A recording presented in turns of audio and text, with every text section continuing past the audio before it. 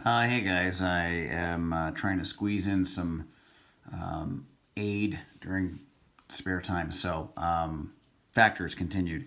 Very quickly, the idea with factors, or what we're going to have to actually do is take a number and I'll say, all right, 30. What are all the factors of 30? And factors need to be whole numbers.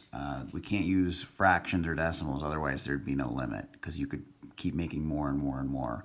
So we're saying what whole numbers multiply with each other to give us 30. First method that you probably did back in fifth grade is the rainbow method. So you start with the smallest and the biggest, and you say, all right, 1 times 30, and we're going to connect this. Now we draw these lines because when you do factors, you're going to see your small numbers get larger and your big numbers get smaller, and things will meet in the middle. You won't be able to cross these lines, so they're kind of like a guide. Next, I'll think of 2. I just kind of think in order. So would 2 work? Well, it's even. So yeah, 2 should work, or it will work, and I just need to figure out what times 2 gives me 30. That'd be 15. All right, you can do some division on the side. If you happen to be able to use a calculator, feel free. But, I think of time, 15, 30. So those two are connected now. And I just want to point out, I only went up by 1 here, and no other number could fit in here, right? No other whole number. But look how many big numbers I kind of eliminate like that. And it makes sense. I can't multiply. If 30 is the target, I'm not going to have a 23, right? It's got to be something that's less than half to be able to fit in here. So I just eliminated a bunch of numbers that way, exactly half of them. Let me check 3 before I write it down. I think about it. Yeah, 3 times 10. So I'll say 3 here and then 10 over here. Okay, still shrinking down, but that gap is getting a little smaller. So this was 15 I lost. This is only 5. It's interesting the way numbers work. 4. So 4 times 7 is 28. 4 times 8 is 32. I jump around 30. This doesn't work. So 4 is out. And then I'll say 5. Well, 5 times 6.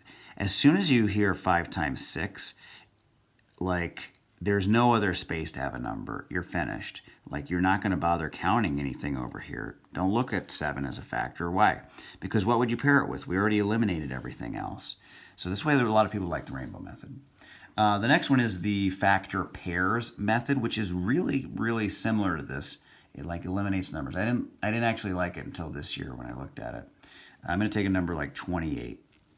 And you put a colon here, and you're going to say, this is my list. That's what the colon means. Hey, what are the list of factors? So when we do a factor pair, we start off with the easiest. 1 and 28. 1 times 28 is going to give you your target. Now you're going to think about it before you write it, counting down. So you should be having a pattern like this. First column is going to go down. Your second column is going to go up. It's actually kind of like a ball bouncing off the floor, wherever that is. And the floor here would be like 5, 6, and you'll see it occur over here. So would 2 work? Yeah, because it's even. So 28 divided by 2. 2 can go into 2 perfectly right now. 2 can go into that 8. Sometimes you get lucky. So 2 times 14 works. And just like up here where we lost so many in that first gap, like I just shaved off half of the numbers. None of the numbers between here will be a factor of 28. Next, 3. I like the divisibility check where we say 2 plus 8 is 10. Is 10 a multiple of 3? No, so 3 is not going to work. If it was 9 or 12 as the sum of those two numbers, then it would, but 3 doesn't work because that's not our case. And finally, I'll try 4. I happen to actually notice 4 times 7 is 28. So I'll put a 4, and then look how close these guys get right here, 4 to 7. There is not much space left. I can only try 5 and 6 right now. So does 5 work? No, this doesn't end in 0 or 5. And finally, knowing that, the only possible number left is 6, and I'd have to multiply it by itself. But 6 times 6, we know, is 36. So that means that this is the floor, so our numbers come down here and then bounce up. So we only have 6 factors for 28, and these are all of them. The last method seems difficult, but once you get it, you're going to be fine. You get a number like this. Let's start off with, say, 45. Okay, and it's called prime factorization. Just notice the parts of that phrase, prime. So we talked about that in the earlier factor video. Factorization. So it's like do some weird stuff, to find factors of a number and get to primes. So we're going to make this tree style structure where we say we need something times something to make 45. And we had that example in the room where we had Kool-Aid, if you were there, where we broke Kool-Aid down into water and powder. And then water we could break down even further into hydrogen and oxygen. And the powder we could break down to sugar and chemicals. So anyways, 45. What are two numbers? And it can be anything that multiply to make 45. To me, 15 and 3 jump out. Okay? I'm going to do another example over here to prove something to people who weren't in class.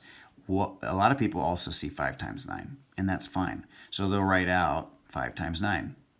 You're going to see that it doesn't matter which way you start. You're going to end up having the same result either way. So again, what is this called? It's called prime factorization.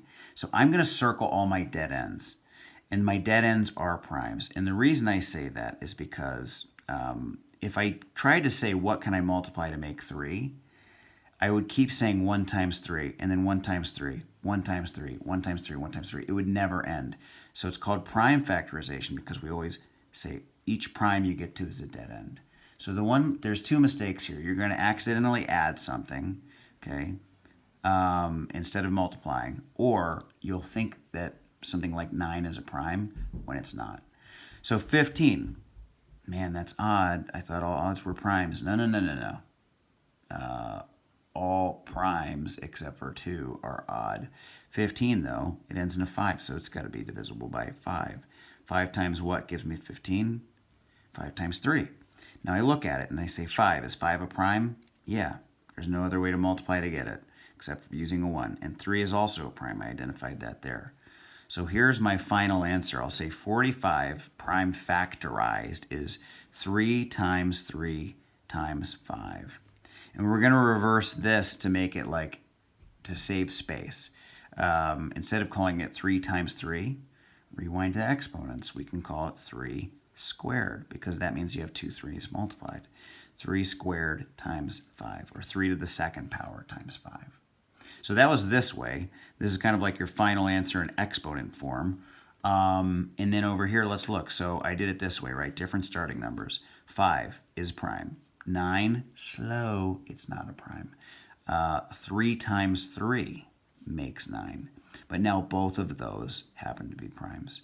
So what 3 numbers multiplied? 3 times 3 times 5 make 45. And what's neat is you can even check it. Like if you want to see if you have the right answer, check it. What's 3 times 3? 9. What's 9 times 5? 45. Or reverse it. 3 times 5 is 15. 15 times 3, 45.